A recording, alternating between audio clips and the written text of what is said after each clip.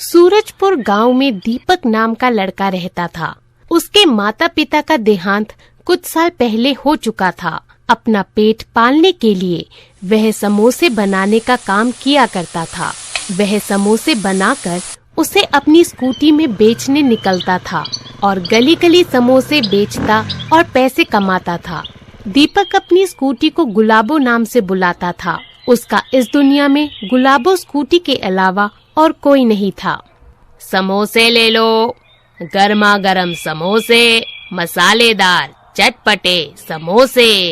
दीपक भैया, हमारे लिए 2 समोसे लगा देना, और वो भी हरी चटनी के साथ। हाँ हाँ, अभी लो। भाई वाह, दीपक भैया तो हार समोसे तो बहुत ही बढ़िया है। इनके आगे तो बड़े बड़े होटलों के समोसे भी कुछ नहीं हैं। वहाँ तो हमें 300 रुपए देकर भी समोसे का ऐसा स्वाद नहीं मिलता जो यहाँ 10 रुपए में मिल जाता है। दीपक के समोसे की बिक्री खूब होती। उसके जैसे समोसे तो पूरे सूरजपुर में कोई नहीं बना सकता था। सभी गांव वाले उसके चटपटे समोसे के खूब दीवाने थे। दीपक सुबह जल्दी उठकर गर्मा गर्म समोसे तैयार करता और फिर उन्हें बेचने के लिए अपनी गुलाबो स्कूटी पर सवार होकर निकल पड़ता और फिर सारा दिन गांव भर में गली गली जाकर उन्हें बेच आता। शाम तक उसके सभी समोसे बिक जाते। एक बार गांव में दिवाली का मेला लगता है।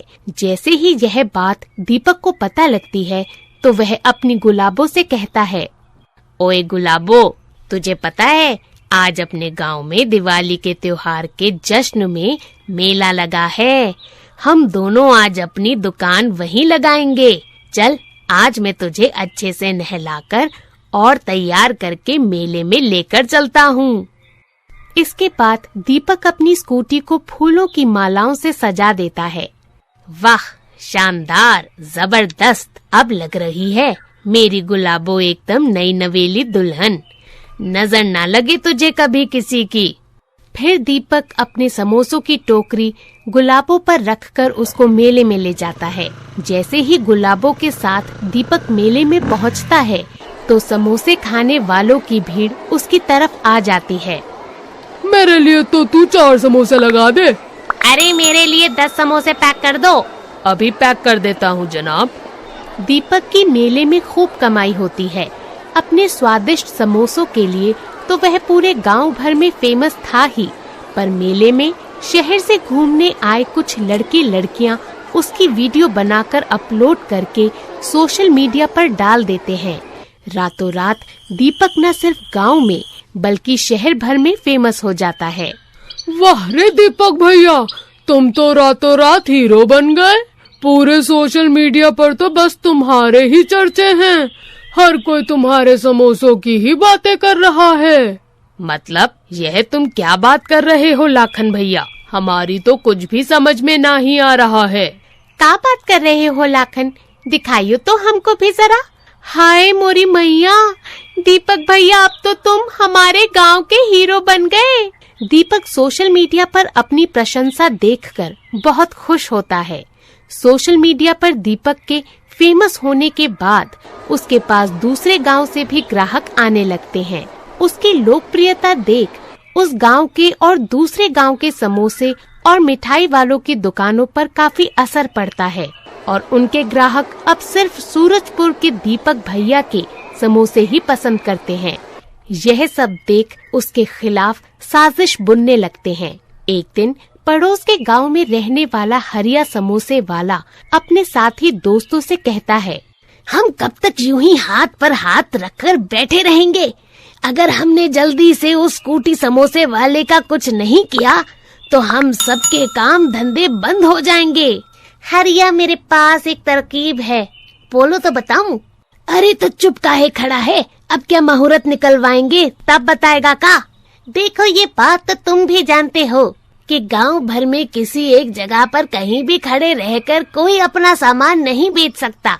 इसलिए ये दीपक का बच्चा अपनी स्कूटी पर समोसे ले जाकर गली गली बेचता है। लेकिन अगर हम उसकी लाइफ लाइन, मेरा मतलब है जिस स्कूटी के दम पर वह इतना उछलता है, अगर उसे ही न रहने दे तो फिर वह अपना सामान कहाँ बेचेगा? बताओ बताओ।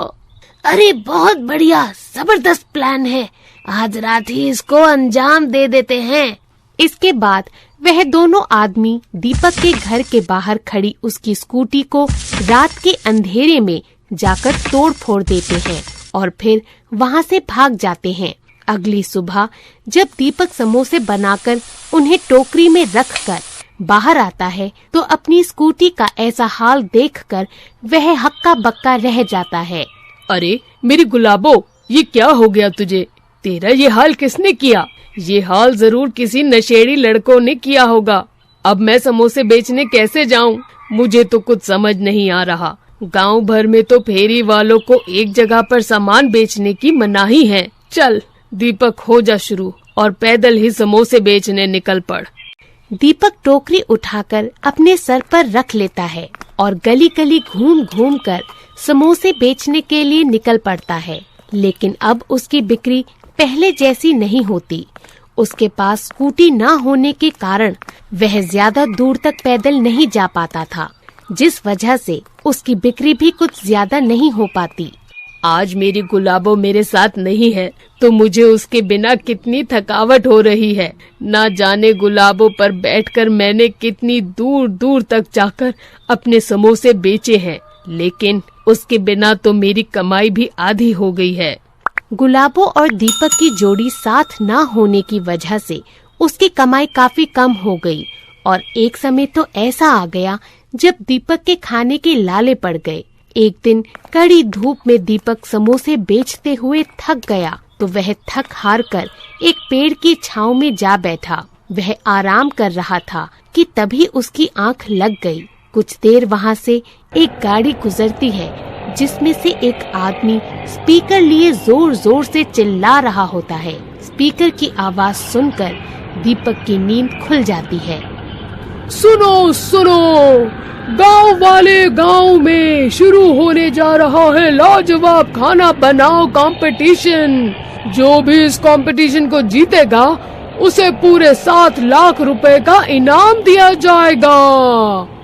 अरे वाह, यह तो सचमुच एक सुनहरा मौका है मेरे लिए।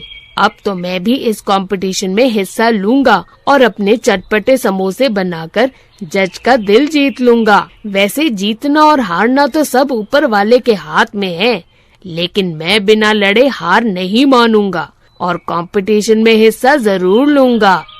दीपक इस कंपटीशन में हिस्सा लेकर सबसे स्वादिष्ट और लाजवाब समोसा बनाता है और जब जज उसके हाथ के समोसे टेस्ट करते हैं तो हैरान रह जाते हैं। ओहो हो, वाह वाह, इसे खा के तो मजा ही आ गया। आज तक इतना लाजवाब समोसा मैंने नहीं खाया। फिर कंपटीशन के विनर की घोषणा होती है। अपने स्वादिष्ट खाने से हमारा दिल जीता है दीपक समोसे वाले ने। सारा मैदान तालियों की आवाज से गूंज उठता है और दीपक को 7 लाख का इनाम दिया जाता है। फिर वह सबसे पहले अपनी स्कूटी गुलाबो की मरम्मत करवा के उसे नया बना देता है। इसके बाद वह अपने लिए एक नया घर लेता है जिसमें गुलाबो के लिए भी पार्किंग की जगह बनवा देता है और घर के नीचे ही खुद की समोसे की बहुत बड़ी दुकान खोल लेता है।